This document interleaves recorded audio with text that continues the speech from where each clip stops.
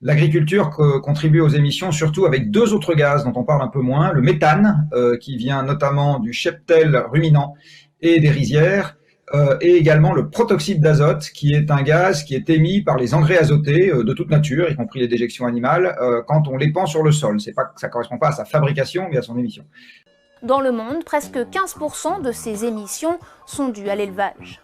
C'est plus que tous les avions, voitures, trains et bateaux de la Terre réunis. Selon une simulation réalisée par l'université d'Oxford, si toute la population du monde était végane, les émissions de gaz à effet de serre liées à notre alimentation diminueraient de 70%.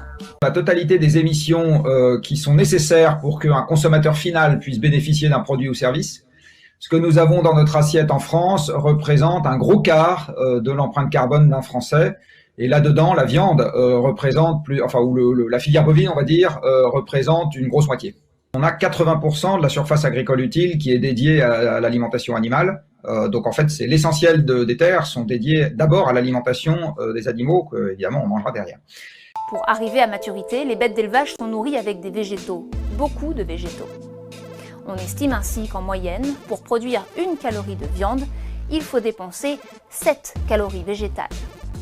C'est des animaux qui ont été calibrés, les poulets pour produire davantage de viande, les cochons c'est pareil, les poules pondeuses optimisées pour pondre des œufs. C'est des animaux qu'on a fabriqués.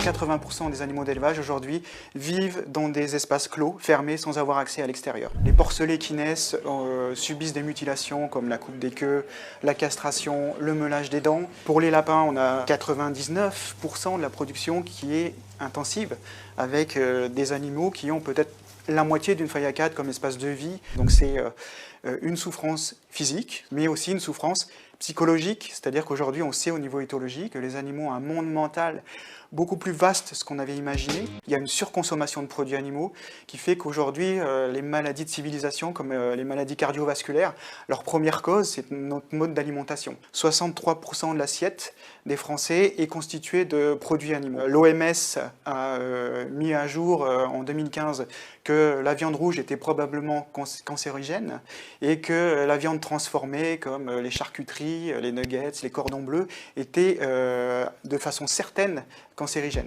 L'élevage est responsable de 63% de la déforestation. Aujourd'hui, c'est un sujet d'actualité parce qu'on voit en Amazonie, on commence à en parler, on sait qu'on déforeste pour faire pousser de la monoculture, notamment de céréales et de soja. L'Europe est le premier importateur de soja OGM du Brésil. La France a presque 2 millions d'importations de soja. Au niveau de l'Union européenne, c'est 16 millions de tonnes de soja qui sont importées. Et ça a aussi des conséquences directes sur le réchauffement climatique. On nous a toujours dit qu'il fallait manger de la viande pour être en bonne santé. On nous a habitués à manger de la viande. Et donc, le fait de ne plus en manger, ça provoque une perte. Et on a tous, en tant qu'être humain, une aversion aux pertes. C'est-à-dire qu'on ne veut pas perdre quelque chose qu'on a. Donc, ce qu'on a, c'est la consommation de viande, c'est dans nos habitudes, c'est dans notre vie normale. Et donc, se priver de cette consommation, ça nous fait perdre quelque chose. Et c'est ce qui peut freiner la transition alimentaire vers un modèle plus végétal, c'est qu'on ne veut pas perdre quelque chose. Mais ça vaut pour l'alimentation, ça vaut pour tout.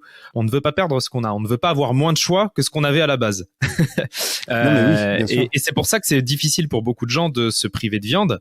Que beaucoup de gens ont l'impression que c'est difficile de se priver de viande parce qu'ils ne veulent pas perdre quelque chose. Par contre, une fois qu'ils s'en sont privés, une fois qu'ils sont devenus végétariens, ils n'ont plus aucune difficulté à ne pas en remanger.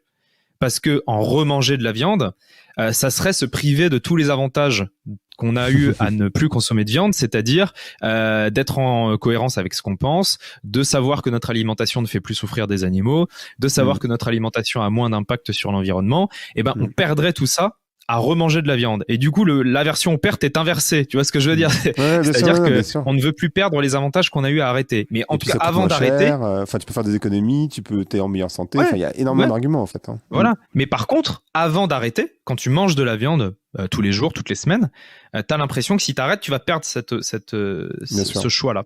Et donc que tu vas avoir moins de liberté. Voilà. Et enfin, moins de liberté, moins de facilité, etc. Donc, il y a tout un travail culturel à faire, d'information. La clé de tout, pour moi, c'est l'information. C'est informer les gens sur la réalité de l'élevage aujourd'hui. Parce que beaucoup de gens ont l'impression que l'élevage, c'est les vaches dans les prés. C'est pas ça l'élevage. On n'a plus le temps. On n'a plus le temps de débattre indéfiniment de ce qu'il faut faire. On n'a plus le temps d'attendre. On n'a plus le temps de voir comment ça va se passer. On sait comment ça va se passer.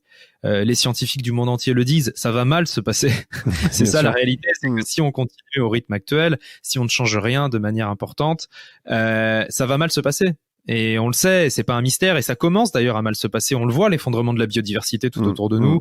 On voit l'effondrement des écosystèmes, on voit le changement climatique, on voit les conséquences de tout ça. Et on n'en est qu'au début de ces conséquences dramatiques qu'on va subir, que nos enfants, nos petits-enfants vont subir encore plus que nous. Donc, agissons chacun à notre rythme avec bienveillance.